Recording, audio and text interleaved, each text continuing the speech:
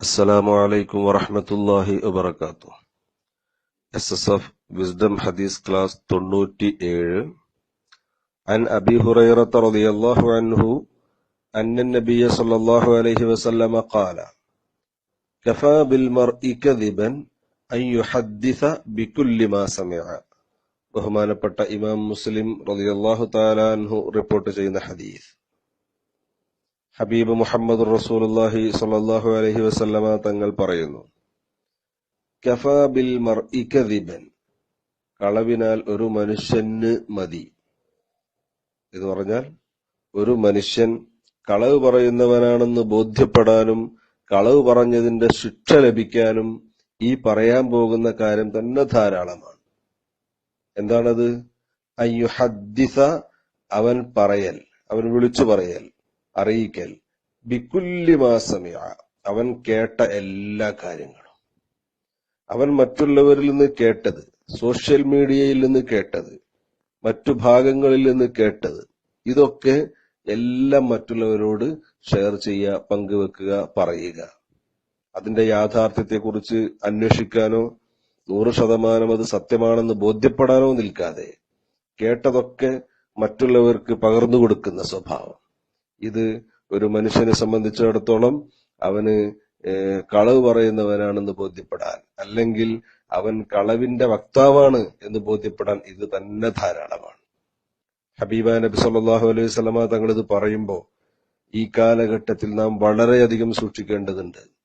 കാരണം നാം ഒക്കെ ഫേസ്ബുക്കിലും വാട്സാപ്പിലും ഒക്കെ കിട്ടുന്നതെല്ലാം തിരിഞ്ഞും മറിഞ്ഞും നോക്കാതെ ഷെയർ ചെയ്യുന്ന ആളുകളാണ് ചിലരെങ്കിലും. ഈ സ്വഭാവം നമ്മെ വലിയ അപകടത്തിലേക്കാണ് എത്തിക്കുന്നത്. അലാ ലഅനത്തുല്ലാഹി അലൽ കാദിബീൻ എന്ന് വിശുദ്ധ ഖുർആനിൽ അല്ലാഹു തആല പറഞ്ഞിട്ടുണ്ട്. കളവ് പറയുന്നവന്റെ മേലാണ് അള്ളാഹുവിന്റെ ശാപം. കളവ് പറയുന്നവർക്ക് അള്ളാഹുവിന്റെ ശാപമുണ്ടെന്ന് ഖുർആൻ ബോധ്യപ്പെടുത്തിയ സ്ഥിതിക്ക് ആ വിഭാഗത്തിൽ പെടാതിരിക്കാൻ നാം കിണഞ്ഞു പരിശ്രമിക്കേണ്ടതുണ്ട്.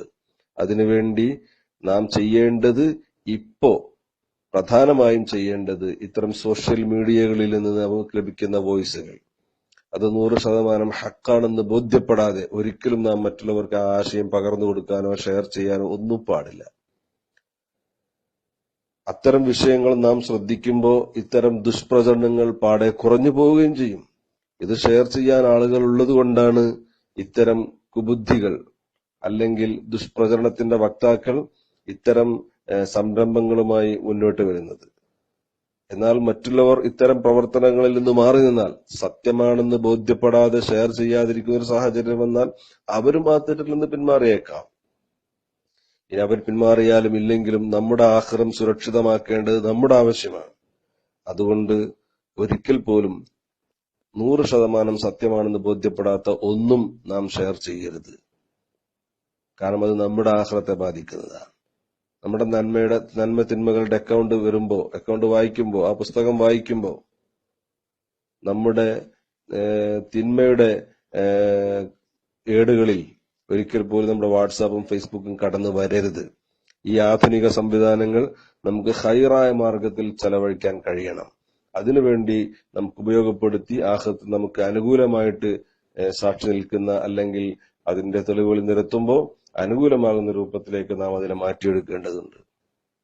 കേട്ടതൊക്കെ ഷെയർ ചെയ്യരുത്, അത് വലിയ അപകടത്തിലേക്കാണ് എത്തിക്കുക. അല്ലാഹു തആല നമ്മെ എല്ലാവരെയും സത്യം മാത്രം പറയുന്ന, ഹക്കായത് മാത്രം ഷെയർ ചെയ്യുന്ന മുത്തഖീങ്ങളിൽ ഉൾപ്പെടുത്തുമാറാവട്ടെ.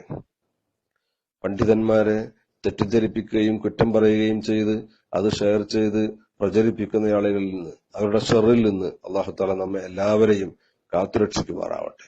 ആമീൻ. അസ്സലാമു അലൈക്കും വറഹ്മത്തുള്ളാഹി.